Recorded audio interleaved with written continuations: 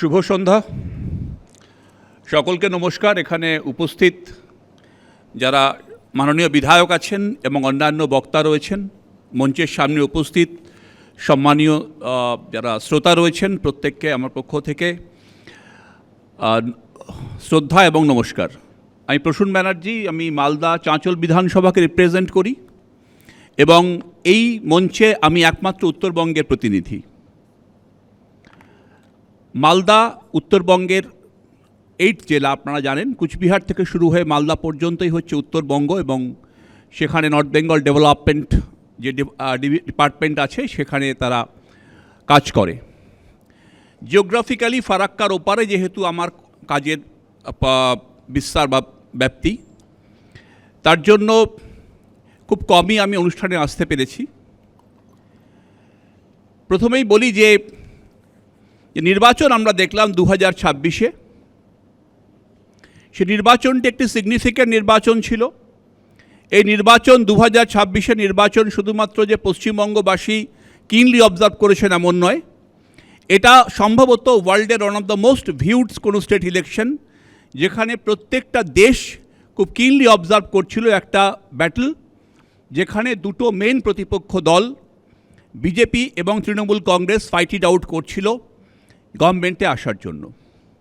এই সিগনিফিক্যান্ট ব্যাটলে বিজেপি একটা ডেফিনেটলি সিগনিফিক্যান্ট ভিক্টরি অ্যাচিভ করেছে এবং আমরা সেখানে এক্সপেক্টেড ফলাফল করতে পারিনি। That is the reality.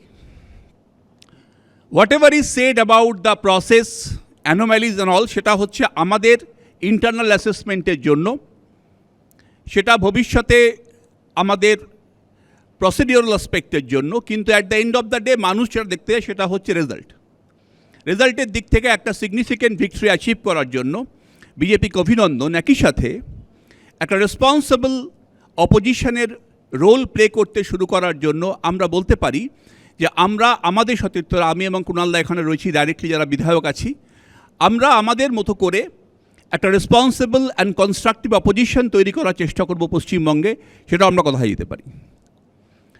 Coming to what Suman was saying, যে এক্স্যাক্টলি কী হয়েছিল, কেন বিচার পাওয়ার জন্য এতদিন অপেক্ষা করতে হয়েছিল এবং কেন সিবিআই এর তদন্তকারী অফিসার তার কী কী ল্যাপসেস ছিল etcetera. First of all, there is no gainsaying যে পলিটিক্যাল ডিসপেন্সেশন আর ব্যুরোক্র্যাটিক ডিসপেন্সেশনের মধ্যে একটা কমপ্লিট ডিভিশন আছে। সেই ডিভিশনটা কোথাও না কোথাও ব্লার্ড হয়ে যায়।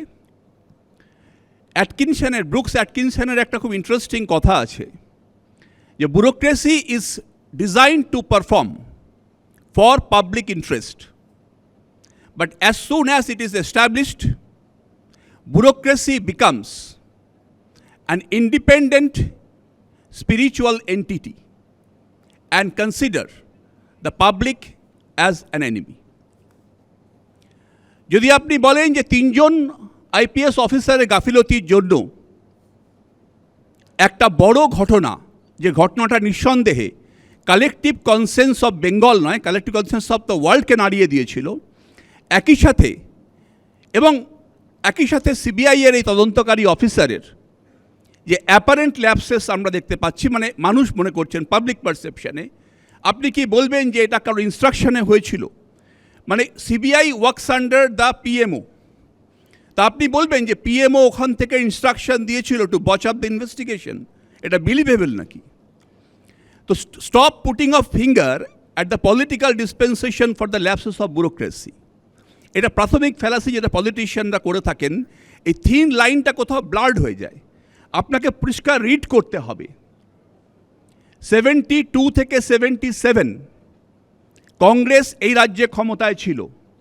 সিদ্ধার্থ শঙ্কর রায়, আপনি অপছন্দ করুন পছন্দ করুন, happens to be one of the most successful barrister the state has ever seen. Naxal দমন করার জন্য সিদ্ধার্থ শঙ্কর রায়ের যে ইনস্ট্রাকশন, তা কন্টেন করার জন্য ট্রিগার হ্যাপি হয়ে গিয়ে পুলিশ যে এক্সেস করলো, as a result of which Siddhartha Shankar Ray এবং কংগ্রেসকে যেতে হলো সত্তা বা ক্ষমতা থেকে। আর কোনোদিন কংগ্রেস পশ্চিমবঙ্গে ফিরেই এলো না। 77 অনওয়ার্ডস বামফ্রন্ট ক্ষমতায় আসার পরে একটা শক্তিশালী রাজনৈতিক বন্ধনের মধ্য দিয়ে তারা এগিয়েছিল। কিন্তু আপনি যদি 77-78 মরিচঝাঁপি দেখেন, যারা বলেন জ্যোতিবাবু কখনো খুব একটা ভুল টুল করেননি, সাংঘাতিক লিডার, আমি বলি ভুল প্রত্যেক পলিটিক্যাল লোক করেছে, যে ভুলটা হয়তো তিনি করেননি তার উপরে অ্যাসক্রাইব করা হয়েছে। বিধানসভায় দাঁড়িয়ে এসইউসিআইয়ের বিধায়ক দেবপ্রসাদ সরকার অন রেকর্ড বলেছিলেন, বিধানসভায় এখনও তার নথি আছে, যে মরিচঝাঁপিতে আসা অসংখ্য অসহায় হিন্দু উদ্বাস্তুরা এমন কিছু করছে না যেটা স্টেটের পক্ষে হানিকর হচ্ছে। অমিয় সামন্তর নেতৃত্বে পুলিশ মরিচঝাঁপি অভিযান করে এবং মরিচঝাঁপি রক্তে লাল হয়ে যায়। আপনি বলবেন জ্যোতিবাবু বলেছিলেন অমিয় সামন্তকে যে তুমি যাও অ্যান্ড ওপেন ফায়ার? না, এইখানেই হচ্ছে সমস্যাটা। তারপরে কনসলিডেট করার পরে বামফ্রন্ট একটা দীর্ঘ সময় ক্ষমতায় থাকে। যখন সিঙ্গুর তৈরি হয়, যখন সিঙ্গুর আন্দোলন শুরু করে মমতা বন্দ্যোপাধ্যায়, আপনি হিসাব করে দেখুন যে সিঙ্গুরে যেখানটাতে জমি অধিগ্রহণ নিয়ে একটা বড় সমস্যা হলো পলিটিক্যালি, যেটা রেজাল্ট করলো বামফ্রন্টের ডিব্যাকেলে, তার সেই জায়গাটাতেই একমাত্র তৃণমূল কংগ্রেসের একটা স্ট্রং হোল্ড ছিল বেচারাম মান্নাদের। তার থেকে 4-5 কিলোমিটার এগিয়ে গেলে, যেটা পরে কৃষক সভার নেতা মদন ঘোষ একাধিক আলোচনায় বলেছেন, 5 কিলোমিটার এগিয়ে গেলে, 10 কিলোমিটার এগিয়ে গেলে তৃণমূল ওখানে ছিলই না, সেই ক্ষমতাই ছিল না তৃণমূল কংগ্রেসের সেই সময় যখন আন্দোলন সংগঠিত করবে। লোকাল সাপোর্ট তো লাগবে, কিন্তু সে একটা ব্যুরোক্রেটিক ডিসিশন বুদ্ধবাবুকে কম্পেল করলো, একটা smart power point presentation, sir এই পে হোগা, এই পে হোগাতেই গভর্নমেন্ট চলে গেল। কারণ একটা ইগো, একটা ফ্লিট করা হয়, কোথাও ফিট করে দেওয়া হলো। তাহলে কোনো একটা জায়গাতে কোনো একটা ঘটনার পরিপ্রেক্ষিতে আপনি কনসার্নিং পলিটিক্যাল হেডকে রেসপন্সিবল করার আগে এই ফাইন লাইনটা বুঝে নিন যে bureaucracy becomes an independent spiritual entity which tries to prove itself. It becomes a state within the state sometimes if you cannot control. BJP নতুন ক্ষমতায় এসেছেন, মানুষ আস্থা রেখেছেন, মানুষের আস্থা নিয়ে তারা এখানে এসছেন, তাদের কাছে মানুষের একটা প্রত্যাশা আছে, তারা ডেলিভার করবেন। কুণালদা বলেছেন, আমিও বলছি, যে মত আলাদা থাকবে, ডিফারেন্স ওপিনিয়ন থাকবে, কিন্তু কনস্ট্রাকটিভ অপোজিশন বলতে যা বোঝায় সেটা ডেফিনেটলি থাকবে। যদি সাজেশন চাওয়া হয় আমরা দেবো আগামী দিনে। আজকে বলা হচ্ছে পশ্চিমবঙ্গে যে এই আজকের যে মোশন, শিল্প এবং শিক্ষা আসবে, ওয়েলকাম। আপনারা প্রত্যেকেই জানেন শিল্প দু রকমের হয়, একটা ক্যাপিটাল ইন্টেন্সিভ, একটা labour intensive, urban and rural bias. আমি যেখানে বিলং করি, মালদা, দিনাজপুর, রায়গঞ্জ, সেখানে কোনোদিন capital intensive industry, software park develop করতে একটু সময় লাগবে। অ্যাগ্রারিয়ান ডিস্ট্রিক্টে আপনাকে সেখানে এগ্রিকালচার বেসড ইন্ডাস্ট্রি আনতে হবে। এটা যদি আমাদের বিধায়কদের মতামত শুনতে চান ফ্লোরে, আমরা কিন্তু বলবো যে হ্যাঁ, এটা হওয়া উচিত। সেখানে কোনো রকম গলাবাজি করা যে না এটা হচ্ছে, এখানে এটাই করতে হবে, এটা বিষয় নয়। যদি আমাকেও যদি 1,18,000 মানুষ ভোট দিয়ে থাকেন, যেটা আমরা জিতে থাকি, তাহলে আমাদের দায়বদ্ধতা আছে মানুষের উন্নতি করার। সেটা করতে গেলে কোনো একটা জায়গাতে একটা কনভার্জেন্স হওয়াটা জরুরি। যুক্তি এবং তর্কের মধ্যে তর্ক অবশ্যই থাকবে, কিন্তু এনে তর্ক কখনোই হবে না। তর্কের মধ্যে কোনো একটা পয়েন্টে সাবস্ট্যান্স থাকবে। একটা ইম্পর্টেন্ট পয়েন্ট যেখানটা নিয়ে কথা হচ্ছিল, যে একটা চার্জশিট দেওয়া হয়েছিল, চার্জশিট দেওয়ার পরে একটা ফুল স্কেল ট্রায়াল হলো। সেই ট্রায়ালে একজন পাবলিক প্রসিকিউটর ছিলেন, who was he I don't know. Jessica Lal মামলাতে দিল্লিতে চার্জশিটে নাম না থাকা সত্ত্বেও 319 সিআরপিসিতে অ্যারেইন করা যায়। অ্যারেইন মানে হচ্ছে টেনে নেওয়া যায়, কোর্ট টানতে পারে। যদি কারোর নাম নাও থাকে চার্জশিটে, তাকে সেই কেসে টানা যায়। জেসিকা লালে হয়েছিল এটা। এখানে পাবলিক প্রসিকিউটর কাউকে অ্যারেইন করলেন না কেন? somebody has to seek the answer from him. Don't put some favorite punching bags, যে আমি একেই মারবো, টার্গেট করে এসছি। আপনি নিউট্রালি আসুন। নিউট্রালি আসুন, যুক্তি দিয়ে আসুন। যারা যারা ভুল করেছেন, যাদের যাদের অন্যায়ের জন্য ঘটনাটা ঘটেছে, everybody should be ব্রট to book.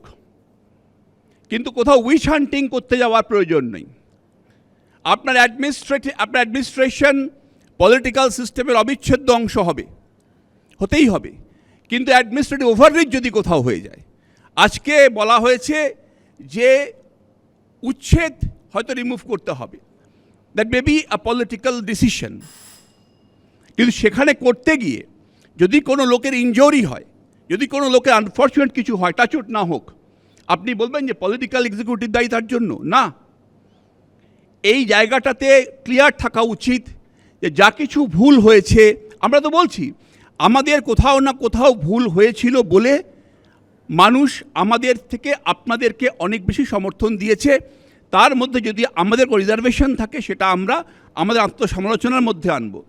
আমাদের জন্য সময়টা, আমার মনে হয় সজলবাবু ঠিকই বলেছেন, চুপ করে থেকে মানুষের কাছে যাওয়া, ভুলটাকে ইন্ট্রোস্পেকশনে নিয়ে আসা, কনস্ট্রাকটিভ অপোজিশনের রোল প্লে করা এবং মানুষের উপরে ভরসা রাখা যে 5 ইয়ার্স পরে লেট দেম পারফর্ম, কোনো অসুবিধা নেই, আমরা তাকে সহযোগিতা করব, কনস্ট্রাকটিভলি অপোজও করব যেখানে অপোজ করার দরকার। কিন্তু তাই বলেছি, এবার পশ্চিমবঙ্গ বিধানসভাতে আমরা এক্সপেক্ট করি শাসক এবং বিরোধীরা মিলে পশ্চিমবঙ্গ বিধানসভাতে সে একটা নতুন স্ট্যান্ডার্ড তৈরি করবে। The standard should never fall. এটা বিধানসভা, এটা মাছের বাজার কখনোই হবে না, এটা প্রত্যাশিত নয়। You may have the number, but the floor belongs to opposition.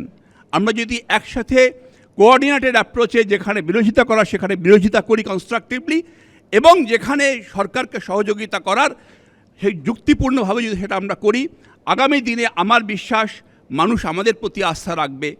এই যে আজকের মোশন, যে আগামী দিনে শিল্প হোক, শিক্ষা হোক, স্বাস্থ্য ভালো হোক, কোনো অসুবিধা নেই, বেঙ্গলের যেটা ভালো হয় সেটাই হোক, আমরা সবাই সেটা চাই, এই ফ্লোর সেটা চায়, আমরা বিধানসভার প্রত্যেক সদস্য সেটা চাই। আমরা মনে করি যে সুস্থভাবে একসাথে লড়াই থাকবে, কিন্তু তার মধ্যে কোনো একটা জায়গাতে বাংলাকে এগিয়ে নেওয়ার শপথও থাকবে। ধন্যবাদ। এবিপি আনন্দ, এগিয়ে থাকে, এগিয়ে রাখে।